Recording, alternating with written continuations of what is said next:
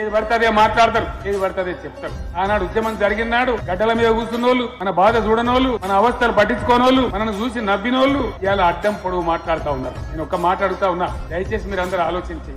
ఆనాడు తెలంగాణ ఉద్యమం జరిగినాడు, అటుకులు తిన్నామో, అన్నం తిన్నామో, ఉపాసం ఉన్నామో, 14 సంవత్సరాలు ఒంటి బిగువున పోరాటం చేసి చివరికి నేను ఆమరణ నిరాహార దీక్ష బట్టి తావు అంచుదాకా పోయి హోమాలోకి పోయేదాకా పోయి ఈ రాష్ట్రాన్ని తెచ్చుకున్నా. తెచ్చే వరకు నేను తెచ్చిన తర్వాత మీరు అధికారం ఇస్తే భగీరథ తెచ్చి మీ ఇంట్లో నల్లా నీళ్లు ఇచ్చినాం. 24 గంటలు మీ ఇంట్లో కరెంట్ ఇచ్చినాం. ఇండియాలో ఎక్కడ లేని సంక్షేమ పథకాలు ఇస్తున్నాం. అనేక గురుకుల పాఠశాలలు పెట్టుకున్నాం. పిల్లలు చదువుకుంటే విదేశాలకు పోతే 20 లక్షల రూపాయల స్కాలర్షిప్ ఇచ్చుకుంటా ఉన్నాం. ఇవన్నీ కూడా ఇదే విధంగా కొనసాగాలి. ఇంకా కూడా తెలంగాణ పారిశ్రామిక రంగంలో, ఐటీ రంగంలో, అనేక రంగాలలో, వ్యవసాయ రంగంలో అద్భుతంగా ముందుకు పోవాలి. అట్లా జరిగినాడు ఇంకా కూడా సంక్షేమం పెరుగుతుంది, ఇంకా కూడా లాభం జరుగుతుంది.